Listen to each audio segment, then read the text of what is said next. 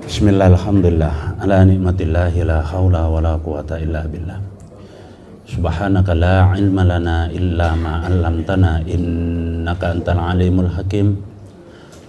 Rabbi shrah li sadri wa yassir li amri wahlul 'uqdatam min lisani yafqahu qawli. Rabbi zidni ilma warzuqni fahma ya fattah ya alim. Iftah lana futuhal arifin. Allahumma anfa'na bima 'allamtana wa 'allimna bima yanfa'una. Amin ya rabbal alamin. Alhamdulillah summa alhamdulillah. Senantiasa kita berbanyak syukur kehadirat Allah Subhanahu wa taala atas segala karunia nikmatnya, dan sebagai wujud syukur kita, apapun yang Allah karuniakan kepada kita, kita upayakan untuk kita jadikan sarana taqarruban ilallah. Syukur dalam arti kita semakin dekat dengan Allah. Kita senantiasa semangat untuk melaksanakan segala pesan-pesan perintahnya, dan kita juga harus membentengi diri kita dari setiap pesan yang Allah larang buat kita. Itulah hakikat syukur itu.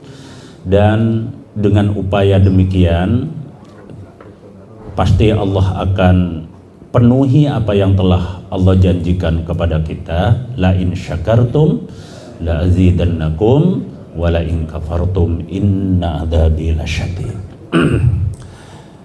Kedua, senantiasa kita perbanyak bacaan sholawat, salam kita sampaikan kepada Nabiullah Muhammad sallallahu alaihi wasallam.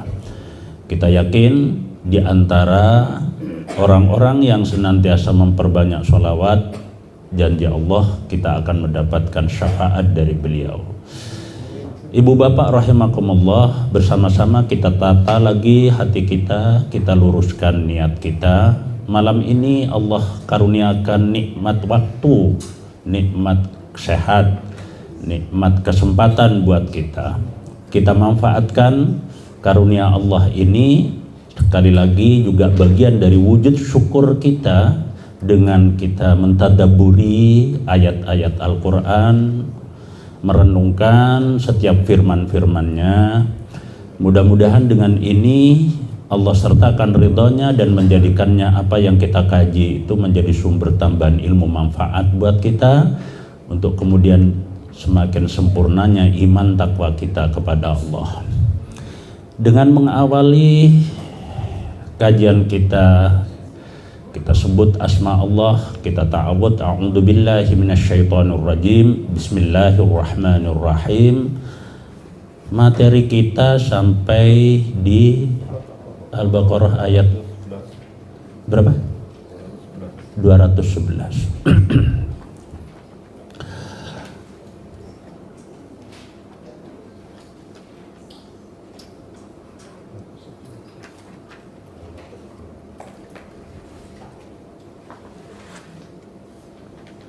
Tentang apa sebelum 211 itu ya?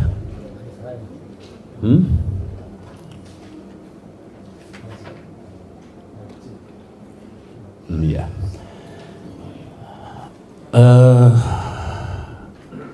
Pesan Allah di 211 terkait dengan kaum Bani Israel. Bani Israel sering Allah sebut ya di dalam Al-Quran ini, dan kaum Bani Israel ternyata merupakan salah satu kaum figuran dalam Al-Quran itu. Dan ini ternyata kaum yang dijadikan oleh Allah, apakah gitu ya? Potret. Gambaran. Role model. Ya, bahasa Maduranya role model itu. Ya, semua yang walaupun itu berupa cerita, itu berupa kisah gitu, itu ada hikmah pelajaran yang Allah sampaikan kepada kita. Bani Israel ya memang lebih banyak sisi negatifnya daripada sisi positifnya. Sekali lagi ingin saya sampaikan, kalau Al-Quran itu informasi dari Allah, melalui Al-Quran ini kita menyerapnya pakai hati, nyampe itu pesan. Cuman kalau sekedar pakai akal, namanya akal tuh cenderung apa ya, ngakali kan gitu ya. Tapi kalau kita nerimanya itu pakai hati, enak gak enak ya kita terima dan kita laksanakan. Tapi kalau akal, otak itu ya senengannya otak adik itu. Begitu ada perintah dari Allah atau larangan dari Allah, kalau kita nerimanya dari otak, oh masa iyo gitu. Masa Islam gitu, masa Al-Quran gitu, masa Allah gitu, itu biasanya cenderungannya. Tapi kalau pakai hati ya sudah, pakai iman itu. Enak gak enak, berat atau ringan kita itu. Nah, itu caranya kita tahapan bagaimana kita menerima pesan dari Allah melalui Al-Quran. Serap pakai hati, laksanakan, dan pelan-pelan kita cari apa hikmah di balik perintah atau larangan itu. Jangan kemudian dicari dulu, jangan bertanya tentang apa dulu gitu loh. Itu bedanya antara berpikir secara agama dan berpikir secara filsafat. Kalau filsafat itu ada apa itu harus dibuktikan dulu. Di mana letak kebenarannya baru yakin. Tapi kalau agama, yakin dulu baru kita buktikan. Ini kalau kita runut sebelum kita masuk kepada ayat 211, ya kalau sudah sebulan Mbak Samsul ya, malah sebulan lebih saya ini ya. Insyaallah. Ustaz Abu Aslam umrah. Insyaallah. Iya. Kapan Hayatul Ilmi Manarul Ilmi berangkat jadinya? Sudah dirancang ya. Wis pokoknya terserah sing apa? Terserah Allah. Ayat 200, Masya Allah. Kalau kita coba kemarin kelewat ya tentang ayat 208 itu. Saya mendapati di ayat 208 itu bapak-bapak, ibu-ibu itu Masya Allah syarat dengan masalah politik itu yang dilakukan oleh Rasulullah. Bagaimana cara Rasulullah berdiplomasi, Masya Allah, benar-benar Rasulullah. Saya belajar dari situ itu. Kalau sedikit saya saja mengulang 208 itu, kan itu seruan Allah kepada siapa? Ya ayyuhalladzina amanu, berarti Allah ini nyeru siapa? Apa seruannya tentang apa? Udkhulu fis silmi kaffah. Apa itu? Apa pesan yang kita terima dari situ? Berarti kita harus di mana? Totalitas. Iya, itu kalau secara tekstual begitu. Tapi ada latar belakang di balik ayat ini sebenarnya. Itu dulu awal-awal Rasulullah itu dakwah menyampaikan syariat Islam, mantan-mantan pengikut Yahudi itu mereka itu apa ya, keyakinannya itu masih setengah-setengah. Ada sosok yang pada saat itu mendatangi Rasulullah dan dia itu minta izin kepada Rasulullah agar mereka itu diberi kebebasan untuk tetap melaksanakan kebiasaan-kebiasaan atau ya tuntunan-tuntunan yang ada pada Taurat. Jadi mereka itu ya sudah Muslim, sudah Islam, tapi mereka minta izin kepada Rasulullah untuk tetap melaksanakan kebiasaan-kebiasaan ibadahnya kaum Yahudi Bani Israel itu bagaimana? Hari Sabat itu loh. Jadi mereka itu masih biasa minta diberi izin oleh Rasulullah untuk melaksanakan ibadah-ibadah pada hari Sabtu. Kedua, orang Yahudi itu kan punya keyakinan mereka itu tidak mau makan daging ternak dan susu. Masih dipegangi. Nah, kira-kira gimana Rasulullah ngizinin enggak itu? Ini Pak, cara politik dakwah itu juga gitu, tidak serta-merta gak oleh gitu, enggak. Rasulullah itu awal memberikan kelonggaran. Tapi akhirnya putusan ini setelah turunnya ayat 208 itu. Kalau memang mau Islam, ya totalitas Islam gitu loh. Wis tinggalkan kebiasaan-kebiasaan dulu tuh tinggalkan gitu. Karena syariat yang dibawa oleh Rasulullah itu adalah penyempurna dari syariat-syariat sebelumnya. Ada kan yang kayak gitu tuh yang namanya tahapan dakwah, tentang bagaimana memberantas kebiasaan orang-orang zaman jahiliyah itu, kebiasaan bermabuk-mabukan dan berjudi gitu. Ayat yang turun tidak serta-merta langsung mengharamkan, bener deh? Ya. Apa pertama itu? Ya cuman sifatnya kalimat berita bahwa di dalam khamr dan judi itu ada dua unsur, unsur manfaat dan unsur madarat. Cuman di situ Allah tekankan unsur madaratnya itu jauh lebih besar dari unsur manfaatnya. Unsur madaratnya, unsur manfaatnya yang memabukkan itu apa? Iya, khamr itu apa sih?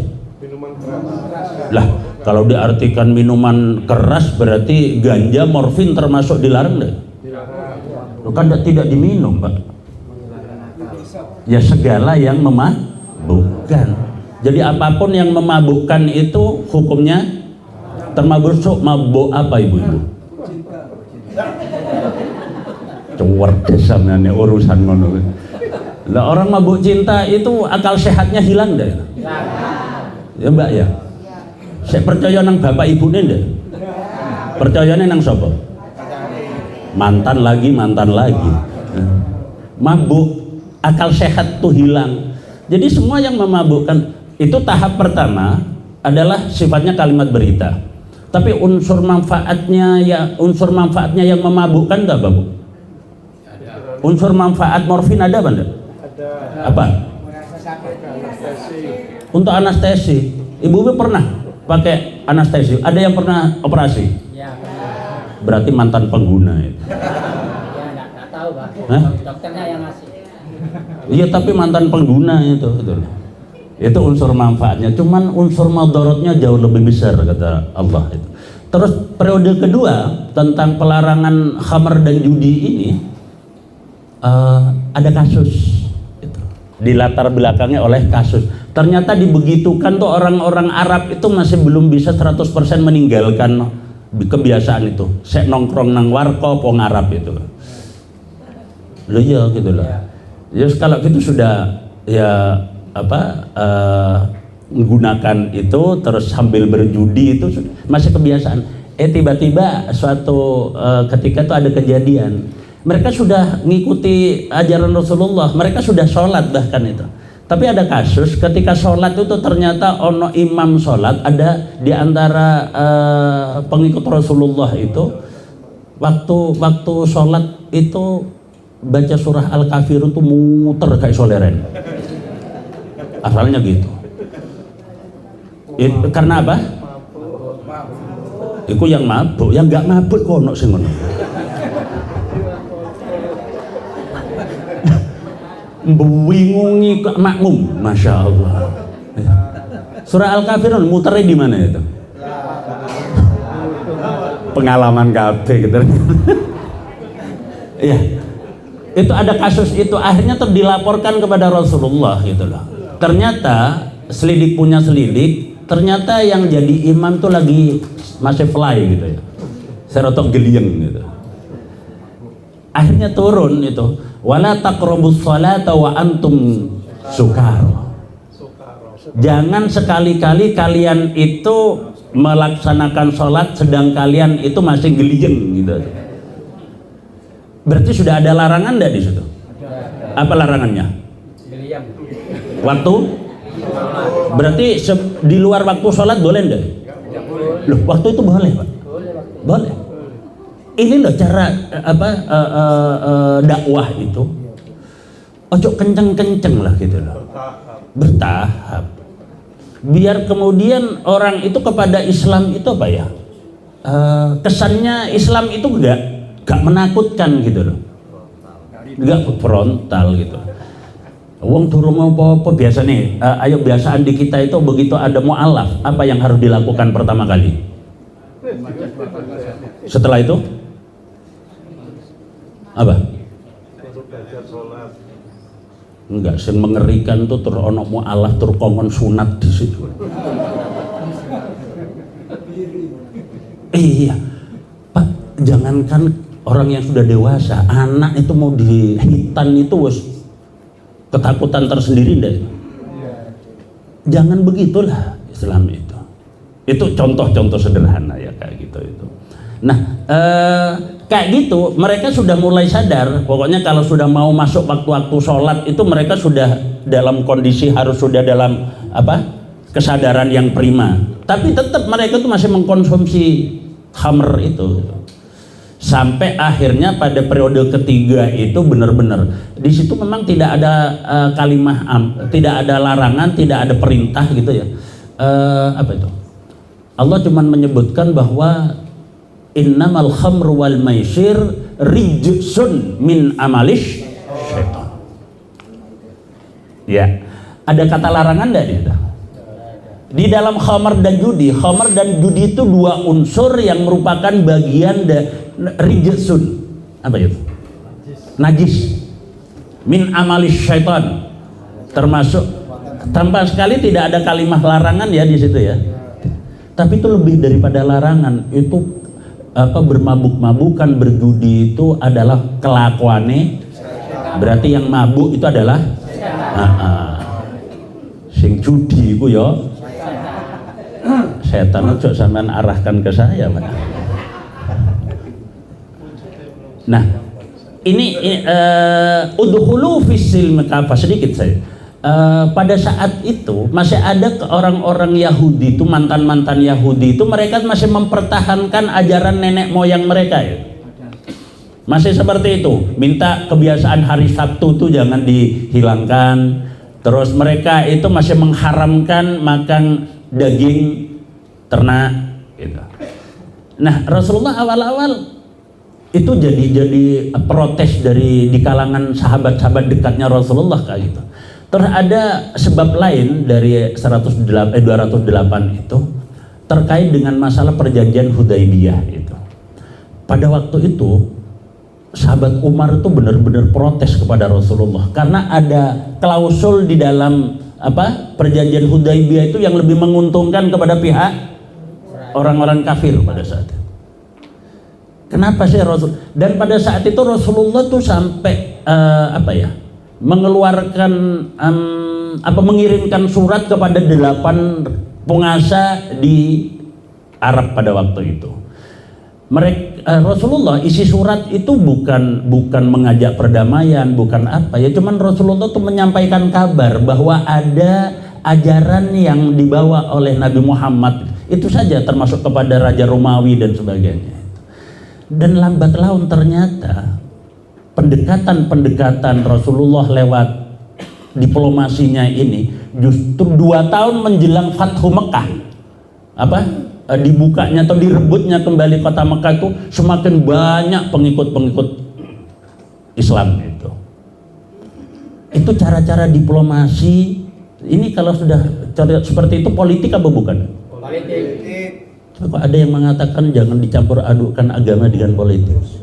Rasulullah tuh Masya Allah politikus ulung, benar-benar strategi politiknya matang betul, dan keberhasilan merebut kembali Mekah itu ya karena itu ya melalui politik pendekatannya itu. Ini terkait ayat 208. Bapak Ibu rahimakumullah, kita sambung ke ayat 211. Salbani Israil kam atainahum min ayatim bayyinat. Bani Israel itu termasuk kaum yang begitu dimanja oleh Allah gitu. Apa pertama kali nikmat yang diberikan Allah kepada kaum Bani Israel itu? Ada yang ingat deh? Nikmat apa itu? Selali ya. Tak bedek lali. Ono maneh jare pas iku gak ngaji. Pertama adalah pembebasan kaum Bani Israel dari Fir'aun. Nabi Musa itu pertama kali perintahnya kepada dari Allah itu untuk bertemu Fir'aun yang didampingi oleh siapa? Harun. Dalam rangka apa? Satu, Nabi Musa itu memproklamirkan diri sebagai utusan Allah. Kedua, permintaan Musa kepada Fir'aun untuk membebaskan Bani Israel. dan itu berhasil. Kedua, nikmat yang kedua apa? Diseberangkannya Bani Israel itu di laut.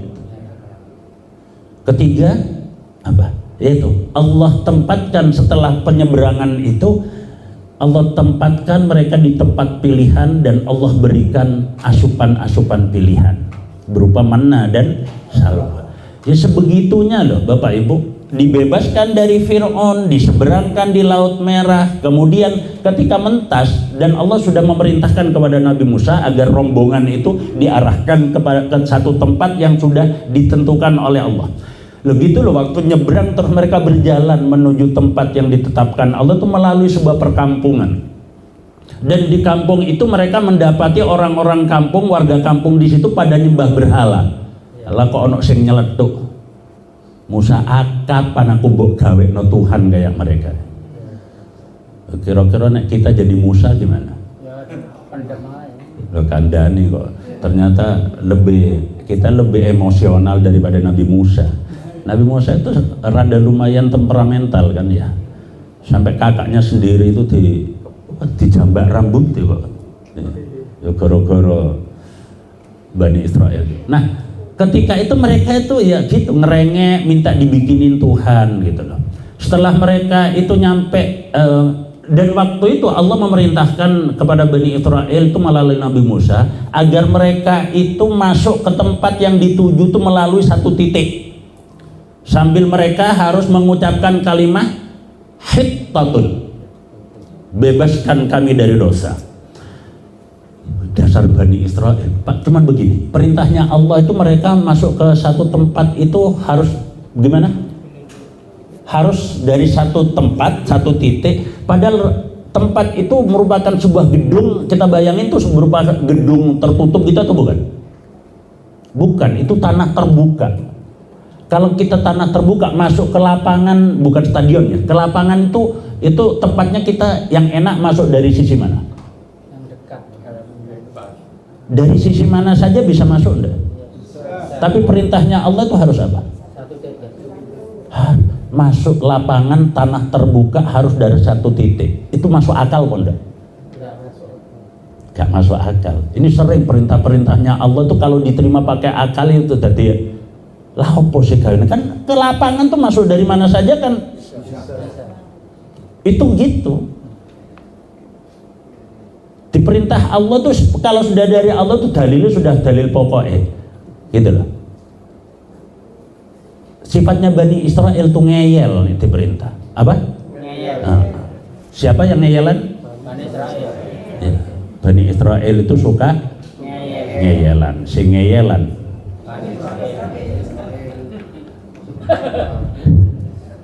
Ya ternyata no Surabaya no Bani Israel berarti. Tapi gak ono no Manarul ini gak ono ya kampung itu. Gak ono sing kaya Bani Israel, tapi rotok nemen timbangane Bani. Jangan, Mbak. Tuakon tok, nek dikongkon iku wis takon tok, gak dilakon-lakoni. Sapa iku? Bani Israel.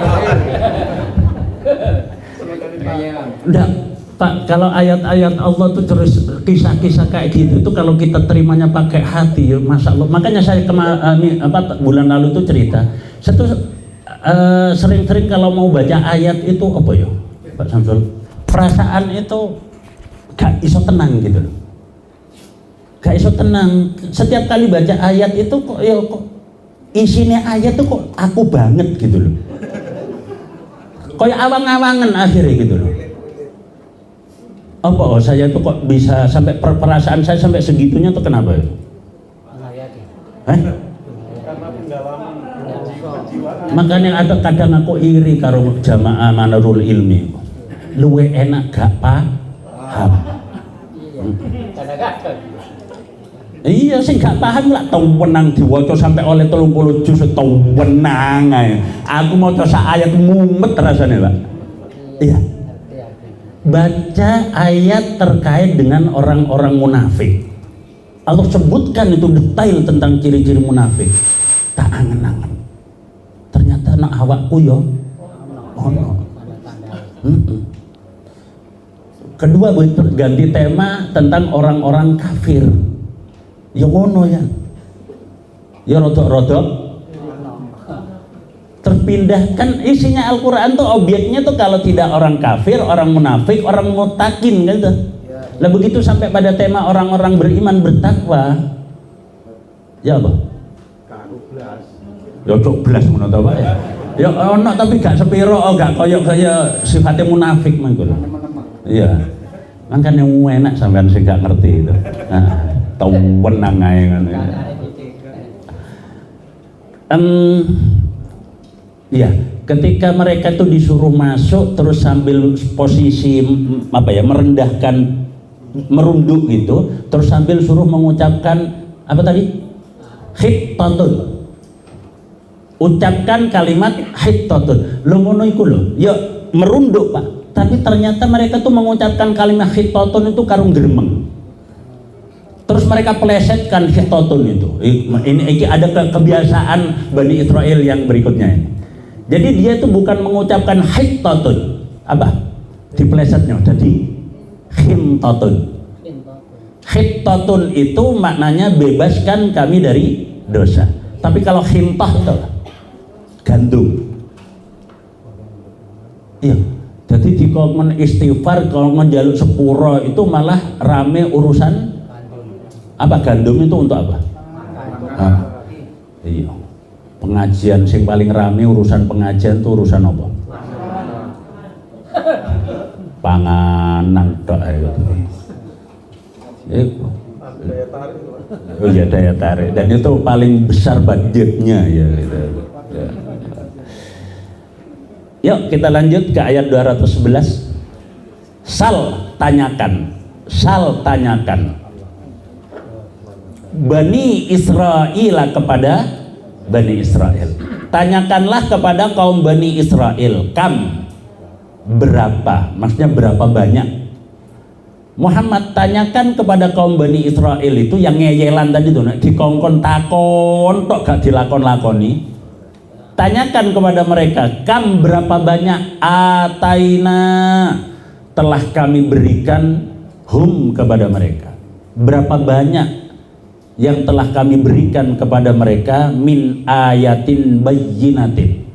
Yang kami berikan kepada mereka berupa apa? Min dari ayatin, apa ayat? Bukti-bukti kebenaran bayyinatin yang nyata. Kok masih begitu sih sifatnya Bani Israel? Coba Muhammad kamu tanyakan berapa banyak bukti-bukti. Ya bukti itu tadi, bagaimana bukti Allah berkuasa membebaskan Bani Israel itu. Bagaimana Allah itu kalau bukan kuasa Allah apa iya? Itu sampai di Laut Merah itu apa yang terjadi itu? Dengan cara apa? Berarti yang hebat Allah. Bukan tongkatnya Nabi Musa. Kono saiki sik rame-rame jare semeding goleki. Nek saiki ono apa? Tongkatnya Nabi Musa itu masih ada. Wah. Lautan garing. Suramadu gak payu. Dan ini apa ya? Ciri daripada mukjizat yang Allah berikan kepada nabi-nabi sebelum Nabi Muhammad dengan mukjizat yang Allah berikan kepada Nabi Muhammad. Mukjizat yang Allah berikan kepada nabi-nabi sebelum Nabi Muhammad itu sifatnya berupa benda atau fisik. Itu. Tapi kalau dan apa ya? Karena itu berupa benda fisik, Pak. Kejadiannya itu ya pada saat itu. Beda dengan apa mukjizat Allah yang diberikan kepada Nabi Muhammad paling dahsyat, Al-Quran. Dan itu bukan berlaku sesaat mukjizat Al-Quran. Dan universal itu mencakup seluruh persoalan. Setiap persoalan itu selalu ada jawaban di dalam Al-Quran. Itu kan ya. Jadi ketika kita punya masalah apa, ya di Al-Quran itu ada jawabannya. Aku mungguhi sing paham niku mah. Iya. Menyelesaikan masalah ekonomi ono di Al-Quran? Ada. Surah apa ayat berapa? Nah ini. ben tambah laris iku dagangane ana apa ora? Heeh. Sing gak paham kowe nak wacana kulhu ping 1000. Ya, kulhu ping 1000 tanpa nafas cepet iku. Dudu cepet laris. Nah, itu ya tapi karena sugesti ya, kadang karena sugesti, tapi jangan ditirulah yang begitu-begitu itu. Maca kulhu ping 1000 gak ada ambekan bareng ben hajate terkabul. Sampeyan tau niru ngono. Dilereni. Berapa banyak nikmat yang telah kami berikan kepada kaum Bani Israel itu yang berupa ayatin bayyinatin kata Allah. Kok ya saya bandelnya kayak gitu saya Bani Israel. Memangnya ya, nah ini nanti hubungannya itu kalau masalah kayak gini. Allah sampai nagih ke kita fabi ayyi ala rabbikuma tukadziban. Apa itu fabi ayyi ala rabbikuma tukadziban, Bu? Kedawan sampean mahal ya. Aku iki kurang opo jar. Kan penak ngono to? Iya. Fabi ayyi ala rabbikuma tukadziban. Jare Allah apa? Aku kurang ngono. Jawabane? Ya kurang atuh. Ojo ngono ta. Ya Allah, nikmat Allah segitu banyaknya yang diberikan kepada kita itu. Ya Allah kadang saya itu, ini tadi Pak Samsul waktu telepon saya itu rotok gerang untuk hukuman Pak Samsul. Iya. Terus saya tuh mikir, budal tanda gitu loh. Cekot-cekot. Iya.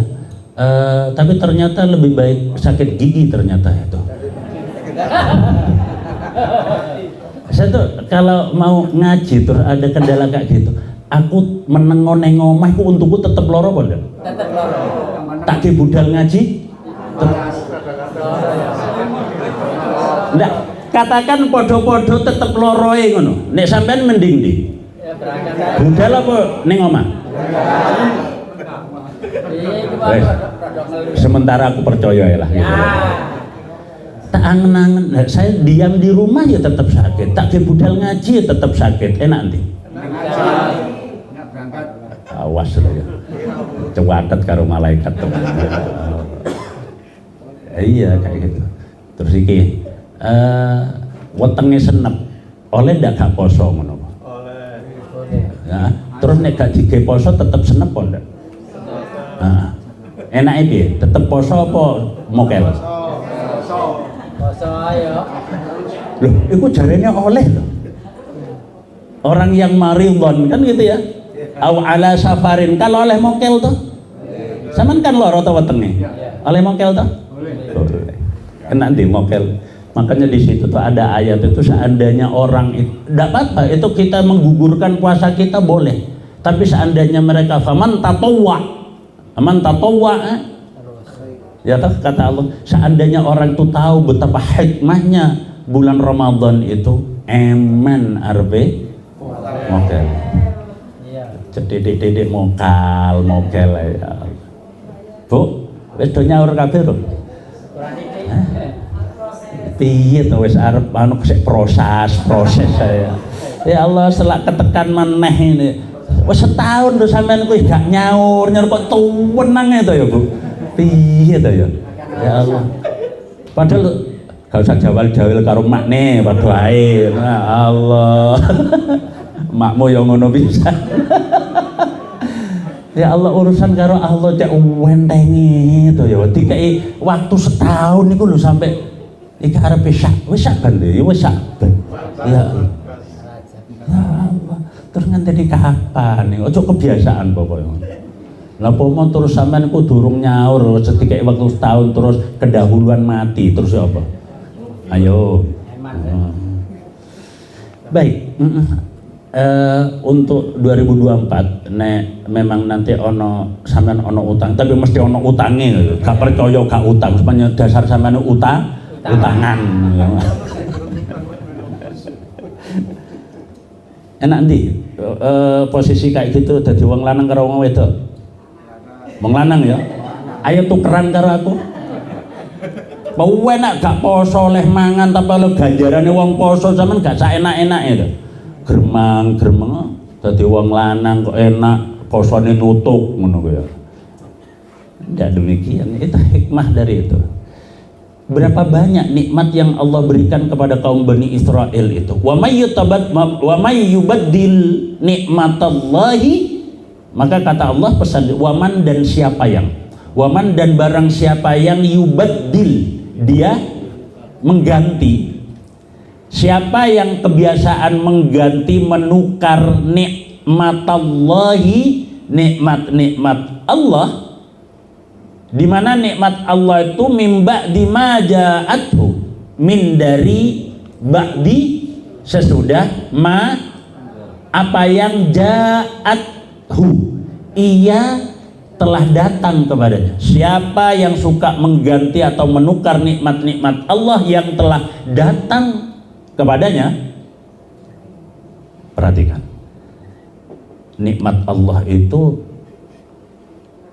mau wis penak loro untu kok krasa cepet-cepet manen. Siapa yang mengganti, menukar nikmat Allah, seharusnya kita dikasih nikmat Allah itu tadi kan semakin dekat dengan Allah, Bu ya. Kok malah kita itu tidak semakin dekat, menukar, mengganti nikmat itu bukan dijadikan sarana semakin dekatnya diri kepada Allah. Ingat, fa innallaha syadidul iqab. Fa inna, maka sesungguhnya Allah, ingat dulu ya, sungguh Allah itu syadid, amat keras, al-iqabi, siksanya. Ayo saya tahu wambeng-tambeng sok dikai lara untu ngono titik kongkon ngaji wis kudu. Siapa yang menukar nikmat Allah? Padahal ketika saya tadi Pak Samsun, aku neng ngomah menukar cowok-cowok ngono iku gak budal ngaji iso turu apa ndak? Ya podae gak iso turu kan gitu. Mending lho ngene iki lah. Kalau yang kemarin kan ada itu yang ayat sebelumnya itu 210 itu. Orang yang menggadaikan ya tah dirinya ya tah. Istarau, mereka menukar kepentingan dirinya itu dengan kepentingan Allah.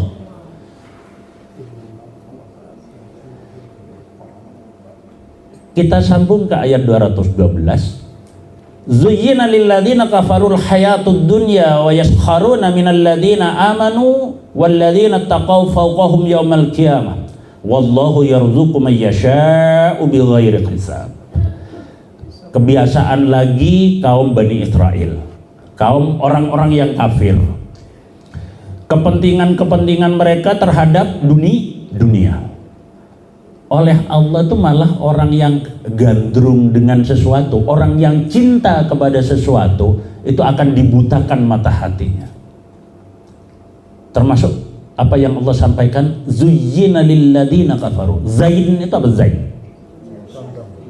Zain itu perhiasan. Perhiasan itu apa? Ibu-ibu bikin apa, menggunakan perhiasan bros atau berupa perhiasan gelang itu ben apa? Kelihatan cantik. Ben kelihatan indah dan menarik kan gitu kan. Ya. Makanya zuyyina lilladzina kafaru, zuyyina dijadikan indah, ditampakkan indah.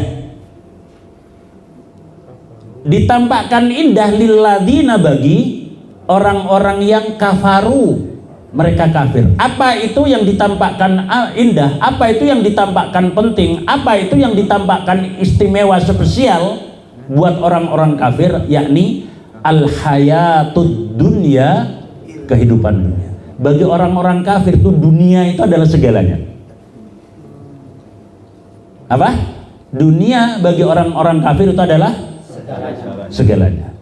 Yang mengatakan dunia segalanya itu adalah orang kafir.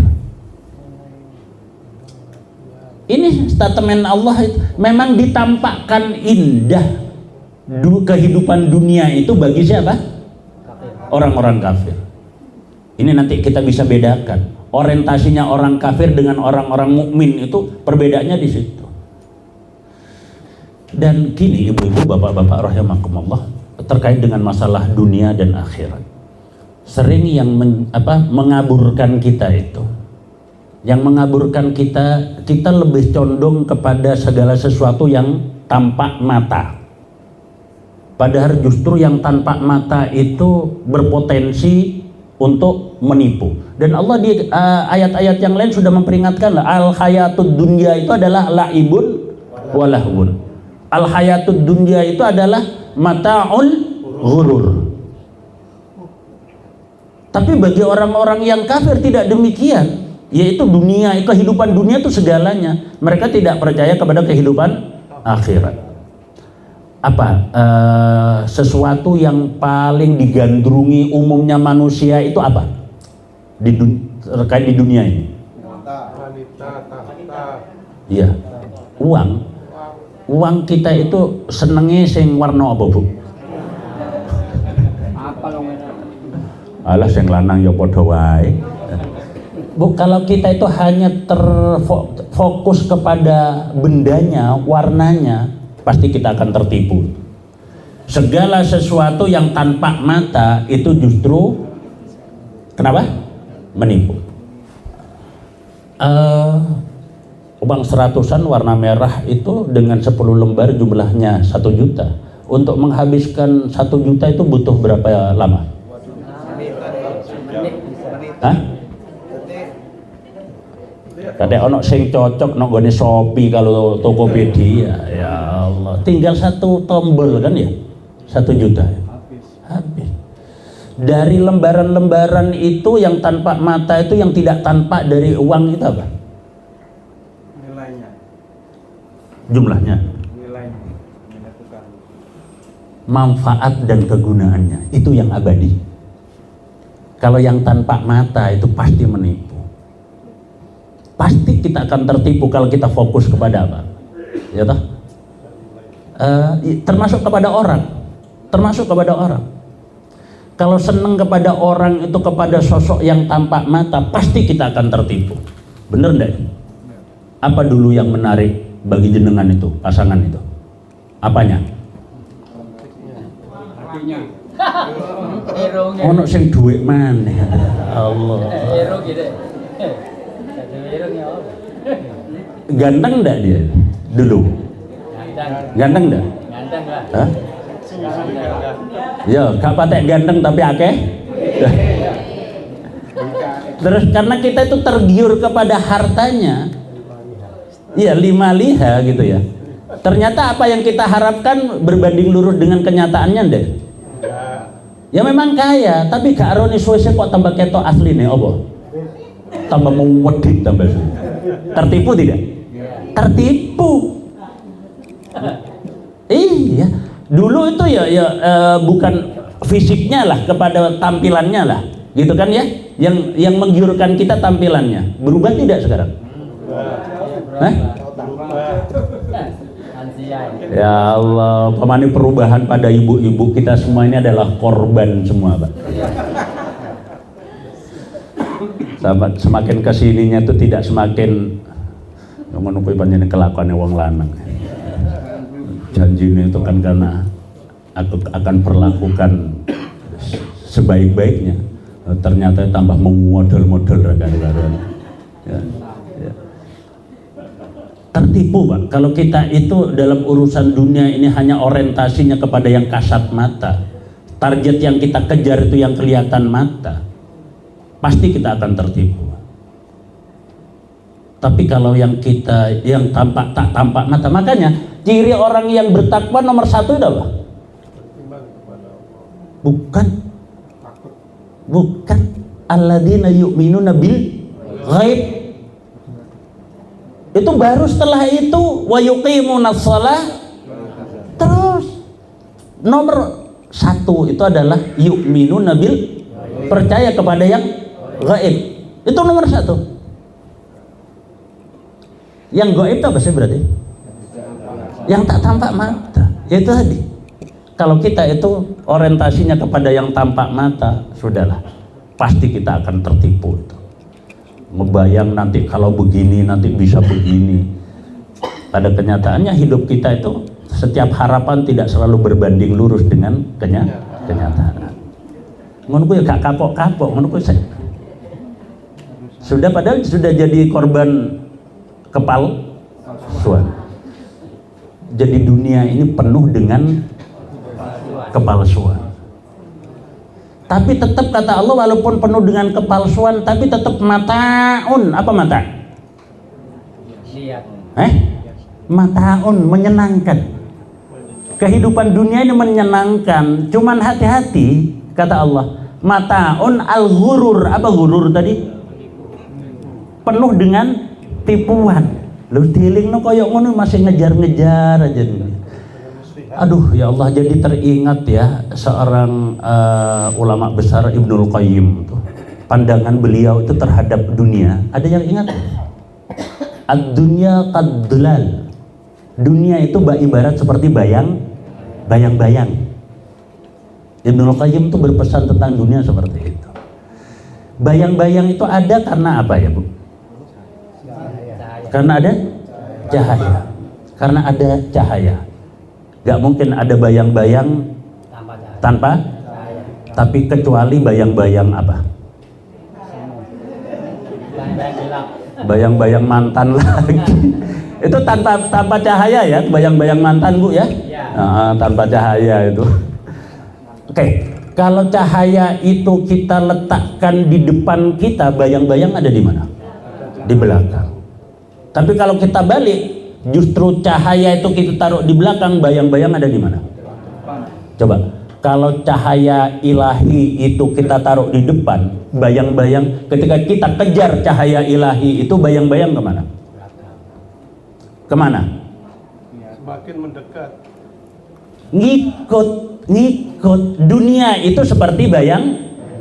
Kalau dunia kita taruh depan, bayang-bayang kita taruh depan, cahaya Allah, ridha Allah itu kita belakangkan, kejar tuh bayang-bayang kemana?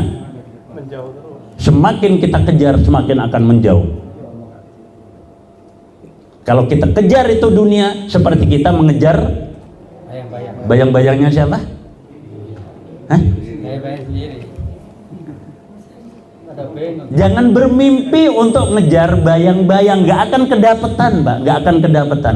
Kejar ridhonya Allah, kejar cahaya ilahi. Bayang-bayang tanpa kita ambil, dia akan mengikuti kita seterusnya. Ini filosofi siapa? Ibnul Qayyim. Kalau kita tuh beraktivitas apa saja itu hanya untuk orientasi dunia, tidak akan terkejar. Tidak akan pernah terkejar. Tapi kalau yang kita tuju itu adalah ridhonya Allah, berbuat apa saja cari ridhonya Allah, itu nanti dunia akan ngikut. Dunia itu tidak usah dikejar. Semakin kau kejar dunia, semakin menjauh.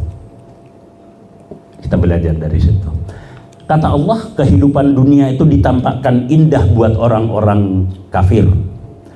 Lalu orang-orang kafir itu di samping mengatakan kehidupan dunia itu adalah hal yang istimewa, pandangan mereka kepada orang-orang yang beriman. Wa yaskharuna, dan mereka merendahkan. Yaskharuna, mereka menganggap, menilai rendah min, terhadap alladzina amanu. Iya, kata mereka goblok mentoyo gitu.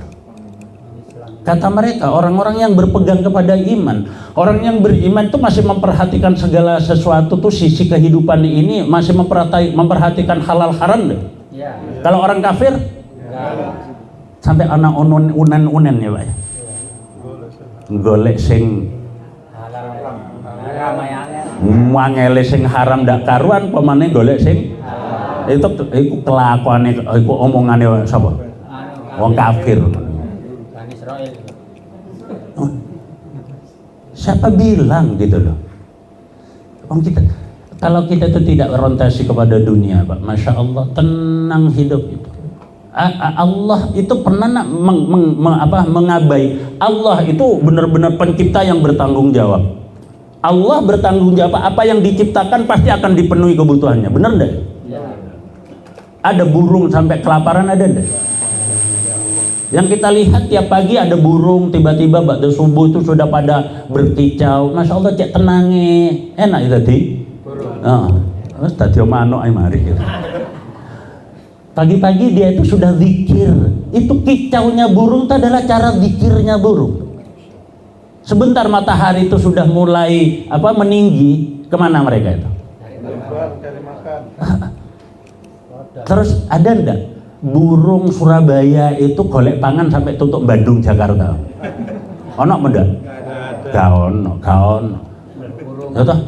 Terus burung itu cari makan begitu sudah terpenuhi, yang dicari temboloknya sudah penuh, jawab. Pulang. Iya, wes nangkring di dahan bersiul sambil ngono toh. Ya Allah, berzikir mereka itu, bersyukur kepada Allah. Ya toh? Itu berzikir mereka, Pak. Terus begitu dia sampai kapan? Saya cari makan itu sampai kapan waktunya? Sampai sore pulang. Begitu matahari menjelang terbenam, ngapain mereka? Gak ono yang manuk sampai lembur no. Lu kak hantu itu memang malam Pak. Kalau siang enggak kemana-mana burung hantu itu. Memang habitatnya malam. Yang malam ya malam, yang siang itu durung srengenge surup itu wis mulih, Pak. Jam 4:30. Ternyata luwih pinteran.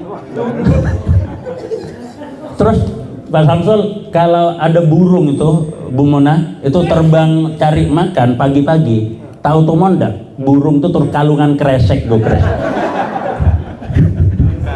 Gak ada ya? Ya Allah, tapi mereka kok ya ndak pernah terono burung itu sampai ada? Sing takut kelaparan siapa? Berarti kalah karo Soal mangan. ini loh. Soal Mangan. terus masalahnya apa? Fabi ayyi ala wes talah Pak, Masya Allah. Wes talah, semakin kita lembur semakin gak cukup dong. Tenan nih, wes talah. Nah itulah rizki barokah itu. Istri barokah.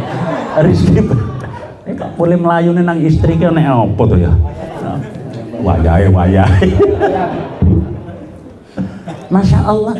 Ternyata ya sampai ada ayat kan, sampai manusia itu kalau parah-parahnya itu balhum adol gitu ya. Lebih parah dari siapa? Dari binatang ternak. Kenapa ya?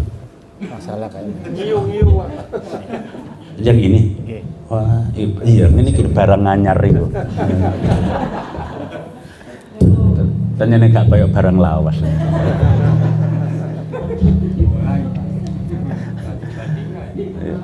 Makanya gak usah mikir barang nganyar.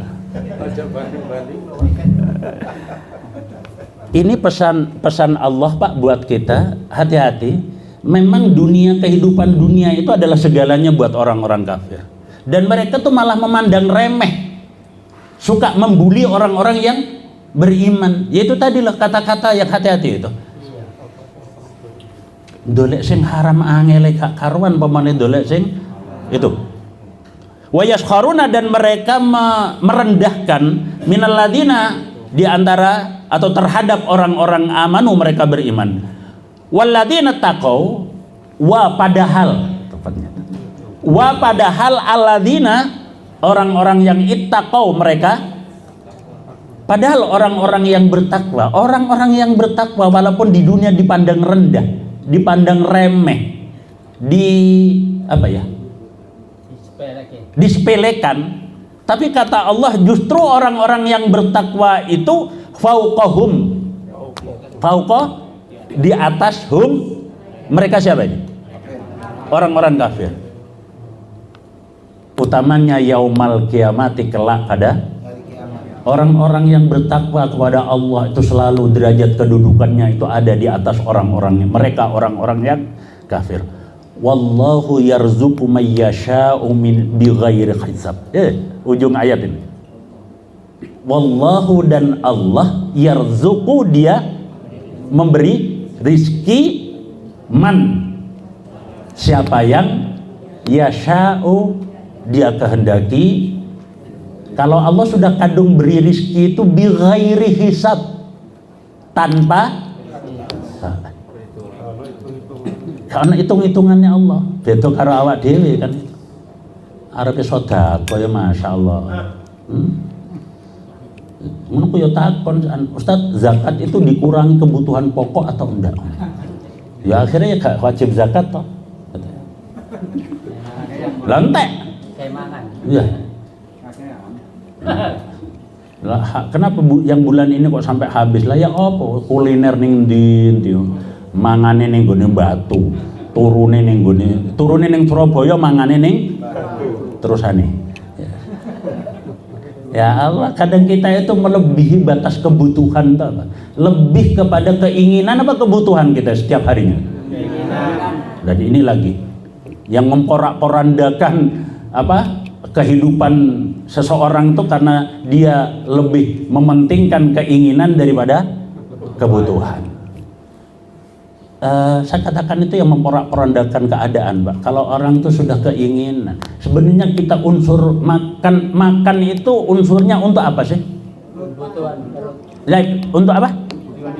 Biar apa? Makan itu biar apa sih? Ya, awalnya kan biar kenyang, kan biar ada asupan kan. Kalau seperti itu, kita butuh makan apa sih? Kalau kebutuhannya untuk itu butuh makan apa? Ya normalnya kita itu panjenengan apa nang Surabaya durung mangan nek. Oh. Bakso rong mangkok ngono jare urung mangan ngono. Iya. Tahu tek sak ngono kae masyaallah. Aku rong mangan.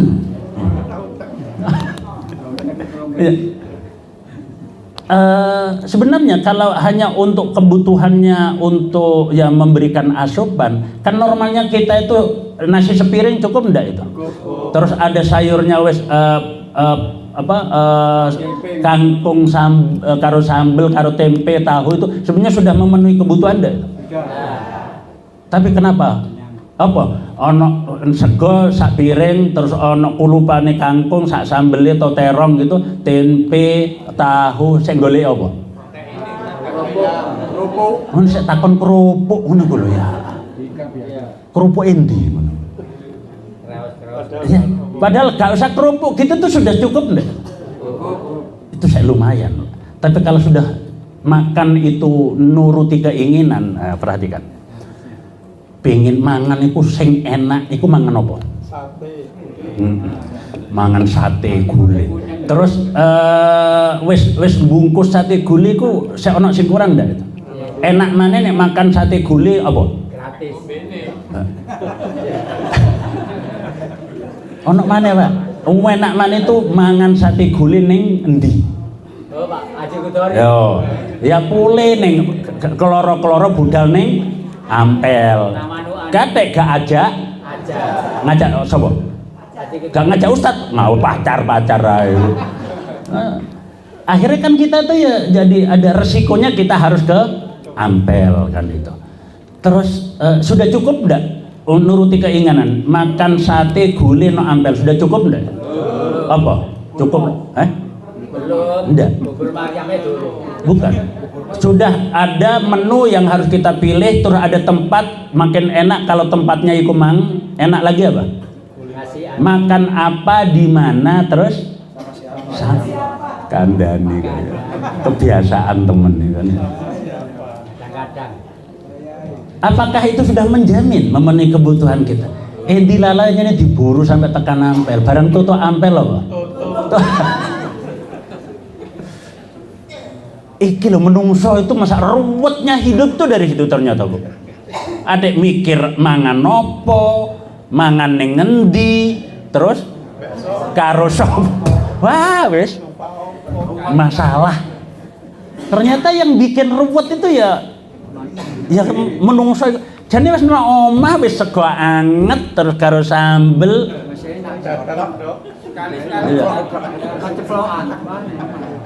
Lah wis mari to jane. Ya Allah. Iya, saya ingat-ingat tuh Pak Samsul dulu tuh cek nikmati cek enake nek gone pondok iku arek-arek ngeliwet terus karo sambel. Kadang ya ngrasakno gak ada endok-endokan, Pak. Gitu loh. Ngono ku ya wis gak masalah wis mari ngono ku ya wis masyaallah. Ya urip iku sampai saiki ki lho. Modele Ustadz liwetan niku. Masya Allah, saya tuh di pesantren dulu Pak, yang pernah mungkin ya. Jadi ngeliwet, terus mari ngono ya disilep istilahnya, makanya sampai bekas kertas-kertas soal itu entek ge nyilep. Cara Lamongan disilep, ditumpak, ditutupi kertas, tuh ditindi watu. Watu tak nomune watu. Aduh, wes, gak model. Terus makan, waya mangan kan bareng, goleki nampan. Golek nampan ketemune ndok gone pekarangan mburi ku. Mari dicucuki pitik ngono ku. Bekase sing mangan isuk ngono. Wis dikurai sek-sek kan diumpleki. Mari ngono terus dipleki sambel mangan arek bareng sak nampan wong arek 7 ngono. Terus sisane ndok gone panci itu lho, Pak. Itu Pak intipe itu lho. Intip itu dikum banyu. Ndak. Disai banyu teko nggone sumur iku lho. Rada banger-banger titik ngene iku lho. Lah ngono ku ya urip cah pondok. Saiki kok ya model to ya Allah. Mangan apa ya? Mangan sushi ngono enak. Spaghetti. Oh, apa itu ya nduk aku. Model ya itu. Dulu tuh kan ya Allah, enak sekarang anak-anak pesantren tuh Pak Samsul. Wong dulu tuh saya tuh ya apa bukan tekel, plesteran itu loh ya. Wis ndak usah lemek, ndak usah apa, bantali ku sarung diwel-wel. Ya turu ngono. Iya, jarene wis gak zamane Ustaz. Saiki panjenengan zaman generasi anyanyi. Ya Allah, saya tuh kalau sudah ke datang di saya tuh kan paling seminggu sekali ya ke yayasan itu. Kalau saya sudah di sama wali-wali santri wali siswa itu, kalau sudah saya kelihatan ada di kantor di yayasan, mesti ono sing moro. Ya ngono, jaluk surat keringanan. Iya, bayar SPP, utang 3 bulan ngono. Ya Allah. Inilah pola-pola kehidupan manusia yang semakin bikin ruwet. Nuruti keinginan daripada kebutuhan. Makin ruwetnya di situ. Padahal kan Allah itu pasti memberi rizki lima yasha bagi siapa yang dikehendaki oleh Allah. Terus Allah kalau sudah kadung memberi rizki itu bi ghairi hisab, tanpa perhitungan. Tanpa perhitungan. Ya, masalahnya bagi kita ini bukan seberapa rizki yang Allah tuh tadi janji beri rizki kepada siapa? Yang dikehendaki. Masalahnya kita itu ini kata kuncinya Pak. Apakah kita ini termasuk hamba-hamba Allah yang dikehendaki oleh Allah? Makanya biar kita dikehendaki oleh Allah itu caranya gimana? Anak itu biar dikehendaki oleh orang tua itu apa yang harus dilakukan? Nurut. Kenapa harus nurut? Ya orang tuanya biar senang. Ya, inilah. Pernah enggak kita berpikir lapo-lapo itu nyeneng nih Allah itu? Jujur, Bu, jenengan itu istiqamah tilawah Al-Qur'an itu ben apa? Golek apa? Golek apa? Lu ngenang majelis taklim ngene iki golek apa? Ayo saiki dirubah. Ojo kebiasaan orientasinya pahala tok. Wis gak usah mikir golek ilmu kok. Nek aku nyenengke Allah. Nyenengno Allah. Makanya Bu Mona saya itu benar-benar kapok sudah Bu Mona. Dulu saya itu punya pikiran Pak Rus, ngaji ben jamaahku, ngaji karo aku ben tambah tak arep-arep ngono, tapi ketiwas arep-arep aku. Ngono. Iya. Wis bah tambah pinter, gak kan bah pinter itu urusannya. Sekarang itu jamaah saya atau murid saya, mahasiswa saya itu tambah pinter mergone lah. Mergone belajar karo aku bukan? Hah? Karena Allah. Kita ini kadang kemelinti. Tenan. Jadi uang itu tambah pinter mergone ngaji karo. Bu guru, Pak guru, ojo kebiasaan ngono. Ya, Pak guru. Weh, pinter gak pinter itu doa urusane Pak guru. Sudah kita ngajar itu apa? Orientasinya apa? Itu tadi loh, enggak? Itu. Menyenangkan Allah, selesai masalah itu sudah. Selesai masalah itu sudah. termasuk jadi orang tua. Anak-anak kita yang sudah berhasil itu karena apa? Hah? Karena Allah dikasih. Bukan karena doa kita selaku orang tua. Ya didiknya. Hah? Ya didik. Mungkin sik ta lah sing ndongakno anake awak dhewe iku sapa itu, Bu? Ya orang tua. Terus Ya, orang muslim. yang lain ada ndak selain kedua orang tua? Ya ada. Ustadz gurune yang ndongakne ndak? Kadang-kadang. Lah wong tuane kok kemelindi? Pasti ndak bahwa yang diijabah itu adalah doa kita, orang tua? Pasti ndak? Pasti. Hah? Ayatnya ngono ya. Piye ayate iku? Hah? Ayate piye unine? Ojo golek ayat-ayatan lho ya. Ya kayak pokoknya berdoalah kalian itu kan pasti aku ijabahkan gitu. Tapi kan apa mungkin itu yang diijabah oleh Allah itu adalah doa nenek kakeknya? Bisa. Mungkin deh. Mungkin. Ojo kemelindi tadi wong itu. Oke, bantuannya ya iya. Ya. Iya.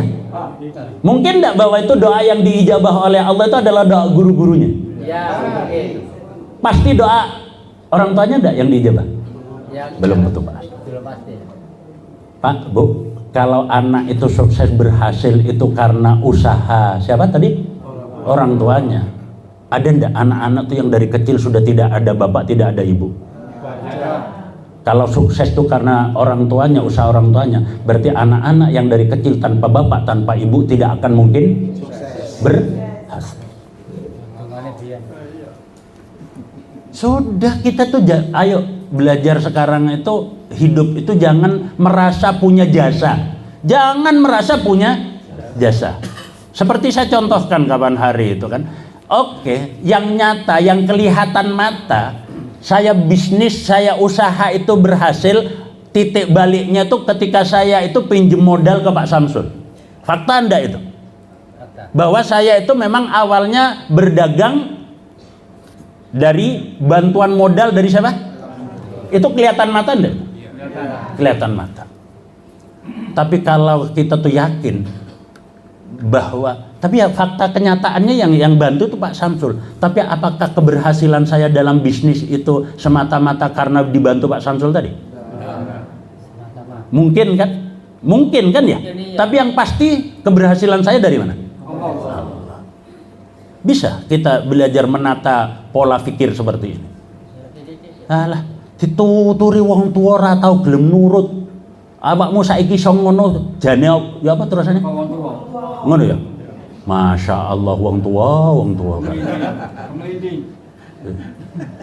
Ya, anak bener ya.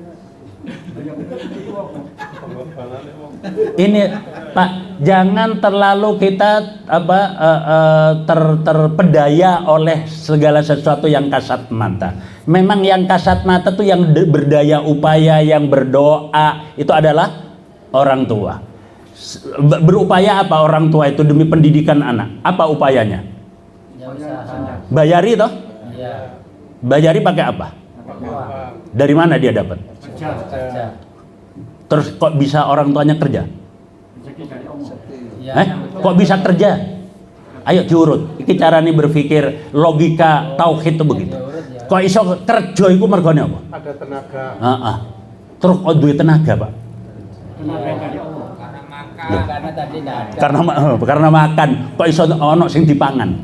Ayo terusno. Carane berpikir sampai kita berpikir tadabbur itu sampai menemukan puncaknya itu adalah Allah. Iya. Endingnya itu sudah berhenti di situ. Iya, gak nyacat. Yang kerja itu memang bapaknya, yang cari duit itu memang bapaknya. Bapaknya cari duit itu kenapa?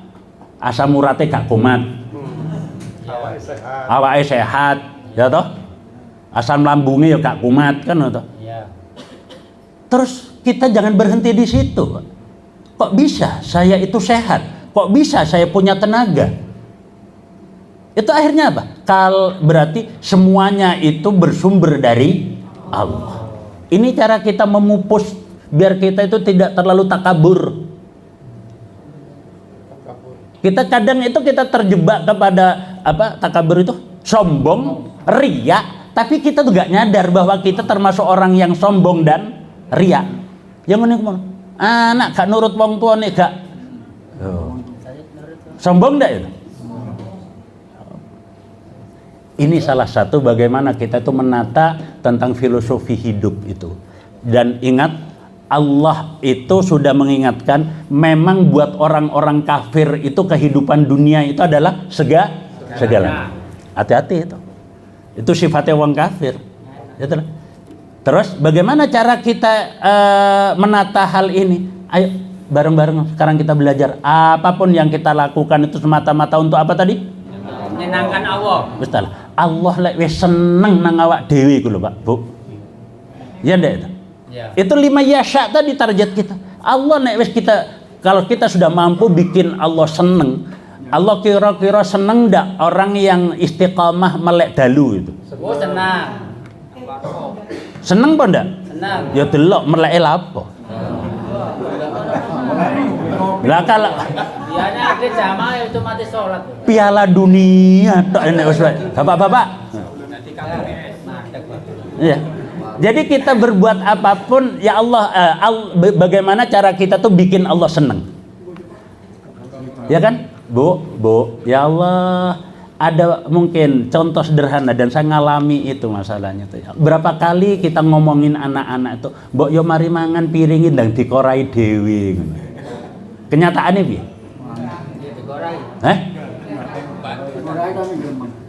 Kan anaknya gak ngereken tuh kayak ngono terus alasannya engko lah Bu mesisan ngono ya. Endi? Ono ta anake ning kene sing ngono. Oh, iku to. Ternyata padha karo anakku. Nah, tapi begitu terus anak itu tidak melakukan, Bu, tidak dikerjakan perintahnya ibu, ibuke ya apa? Terus sapa sing ngorai akhirnya? Akhirnya ibuke sing ngorai. Tapi ibu yang ngorai itu tergantung unine piring.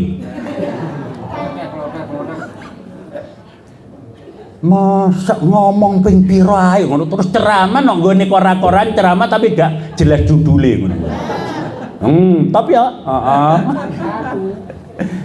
Masya Allah Bu, bisa ndak satu semangat kita hanya dengan mencuci satu piring itu bisa menyebabkan terbukanya pintu surganya. Iso apa ndak? Sepele loh. Ya bayangkan itunya saja. Bapak, engkau sing kebuka swargane iku ibune anake ditutup rewapet gak iso mlebu swarga. Ono dikongkon ibune ngeyel ae ngono iku lho. Terus ibune mlebu swarga, anake dilebokne neng. Ayo. Ini ibu-ibu, coba dari hal yang terkecil dan paling sepele saja itu. Itu justru yang kita anggap sepele itu justru istimewa bagi Allah. Paham ya? Kayak gini. Ayo mulai sekarang apa yang harus kita lakukan dalam setiap aktivitas? Menyenangkan Allah. Wis ngono ta. Wis gak usah mikir pahala, iku urusannya Allah, pahala. Gitu ya. Ada yang perlu disampaikan tadi? Cukup? Masuk pondok itu tadi? Masuk. Kok metu toke ini tetep ono apa? Masuk. Menyenangkan Allah. Mudah-mudahan ya saya itu juga berpikir begitu Bapak. Ya sudah pokoknya saya ngaji ku Allah seneng ngono ta. Wis perkara sing tak sampekno diterima gak diterima wis dudu urusanku. Ceramah tur gak patek diringakne ngono ku ya apa? Dudu aku dudu aku. Gak ngeruwehken. Ono ngaji terus tekan nggon turu tok ngono kok ono apa ndak? Ngono kok ono gawene apa ndak? Budal ngaji terus nggone ngajian turu, ngono ku nyenden turu. Ono gawene ndak? Lumayan turu. Iya bojone. Loh, Pak alhamdulillah loh. Turu tapi turu nang nggone ngaji. Timbangane ngaji apa turu ning gredu. Ngono lho carane molak-malik ati itu, ya Allah. Tidur di taman surga. Iya kan? Ono arek nek ning omah turu tangi-tangi mangan, iku ya apa, Bu? Sumpek ya. Alhamdulillah. Anak esek doyan. Nek wis gak doyan mangan bingung toh. Terus nomor loro doyan mangan sek mangan nang nggone omah, timbangane terus mangan ning omahe. Iku lho carane alhamdulillah itu. Pak, ndek bojo cerewet alhamdulillah apa ndak? Alhamdulillah. Bojo cerewet entek duit alhamdulillah apa ndak? Alhamdulillah. Apa alhamdulillah? Ngentekne duite bojone timbangane ngentekne duite bojone. Tambah masalah toh? Iya. Wes isine urip alhamdulillah toh. Ya toh? Saya tuh ngerasakno lho Pak Samsul, ana anak ngono kono oma turu tok kodhoku tak angen-angen sumpek ngrasakno arek tur. Tapi kok anak dolen tok gak ket. Lha sampeyan lak bingung meneh to. Piye? Jadi akhirnya saya tuh gini, wes iki kurang arek-arek iki rada dadi alasan iki kok tapi kadung ngomong ya apa meneh kan gitu. Kan mending anak-anak itu ketok ning omah walaupun tidur daripada tur gak ketok ning omah kelayapan ning ndi. Bener ndak? Ya. Jadi dua anak tukang turu ya alhamdulillah. Bojo cerewet ya alhamdulillah. Kena alasan meneh ya le ya. Lah timbangane aku turu nang ngene warkop Bu ngono-ngono ae. Wes, ayo urip kuwi isine alhamdulillah tok Ibu Ustazah. Alhamdulillah tok. Heeh. Wis gak ono dadi gek apa-apa tuh gak nggarai kudu ceramah tok. Nah ceramah sampean gak jelas judule ngene. Ya Allah, mudah-mudahan Allah ridha kepada kita dan ini menjadikan sumber ilmu manfaat buat kita ya. Sambung doa sehat selalu, berkah selalu. Amin. Semua yang Allah karuniakan kepada kita. Bersama-sama yuk kita puji Allah dengan mengucap kalimah hamdalah dan kita akhiri dengan doa kafaratul majlis. Alhamdulillahirabbil alamin. Subhanakallahumma wa bihamdika asyhadu an la ilaha illa anta astaghfiruka wa atubu ilaik. Kurang lebihnya mohon maaf. Wassalamualaikum warahmatullahi wabarakatuh.